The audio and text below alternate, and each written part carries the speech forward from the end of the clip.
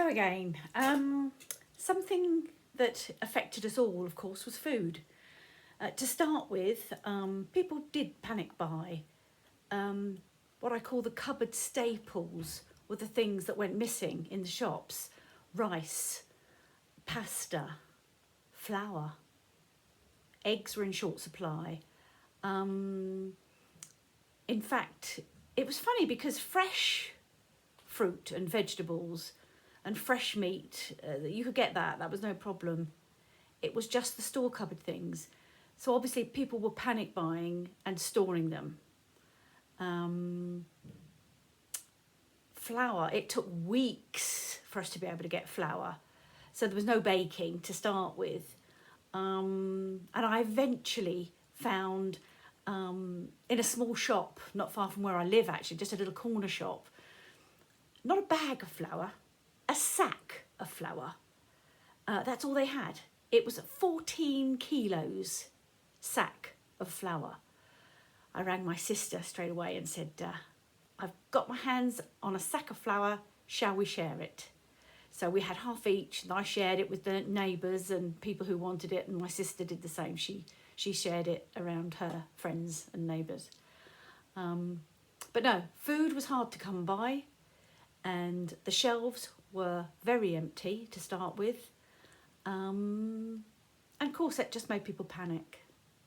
But within, I'd say, a couple of weeks, the shelves began to get a little better, a little more stock was starting to be delivered, and we could normal shop as normal.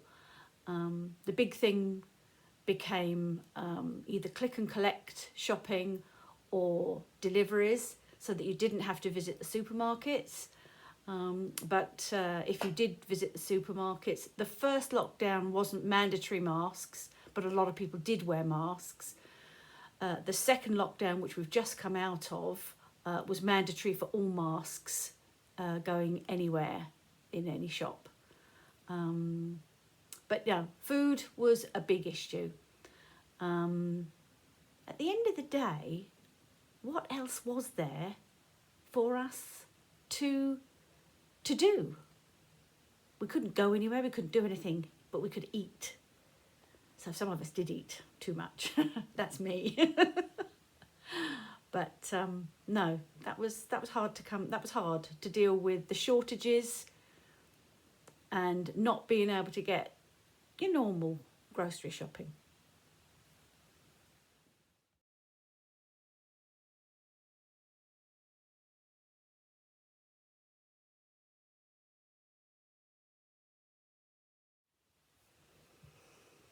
Fortunately for us all, the shortages didn't last too long, and in about a month or so, the shelves seemed to be stocked again. So we could buy the flour, the eggs, pasta and rice, and things more or less got back to normal as far as the produce and things that you could buy. It's then that I discovered, or rediscovered I should say, my love for baking. And I baked cakes, cookies, pies, pastries, scones, so many things. To be honest, what else could we do? We couldn't do anything, and we couldn't go anywhere. So why not cook up a really good meal, a glass of wine, and enjoy it? To hell with the diets. You know, that was what was important, getting through the days. So we ate very well. We had fabulous food. We enjoyed it. We drank plenty of wine. We had beer in the summer. We just loved it. I'll show you some of the lovely things I made. Even though I say it myself, I'm a pretty good cook.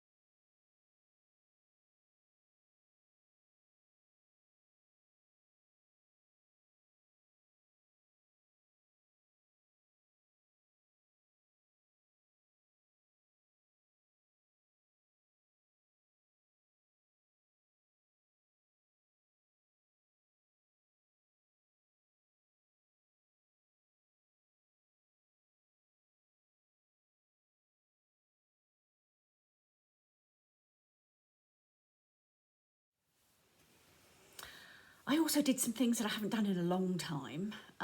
Lots of fruit preserving. Our son and daughter-in-law have got apple trees and plum trees. So I had lots of cooking apples and plums. I stewed them and prepared packs for the freezer so that we got fresh fruit all through the winter. And plums, we ate plenty, but I also froze them. I also made plum jam, first time ever. Plum jam. We got a cherry tree in our garden, and as long as we net the tree, it stops the birds from eating them all. We had a bumper crop of cherries, so we ate a lot. I froze a lot, and I preserved cherries in brandy. I do that every year. It's a little special treat that I do for Christmas. So I did the cherries in brandy. In fact, there was a bumper crop for lots of berries and lots of fruit. We have a loganberry bush, and I had loganberries, which we used, and I've frozen some. We have some blueberries. We ate all those. And I went blackberry picking towards the end of August, and I preserved blackberries. I've frozen some. I flavoured vodka and brandy with blackberries, and loads of things. One thing that was completely brand new to me, I went picking elderflowers. The elderflowers were abundant in the fields, in the woods, everywhere. And I picked bags of elderflowers, brought them home, Googled up a recipe, and I've made, for the first time ever, elderflower cordial. It's absolutely amazing. It's gorgeous to have on its own with sparkling water or just plain tap water. To put it as an addition with a glass of Prosecco makes it like an absolutely beautiful summer cocktail.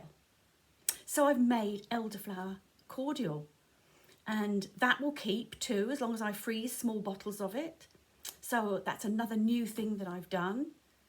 I'll show you the pictures, the fruits and the products that I made at the end.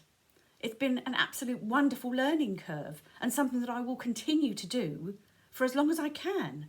I love using all these fresh fruits and things and making beautiful recipes that will last us throughout the winter months. Super. Have a look at these.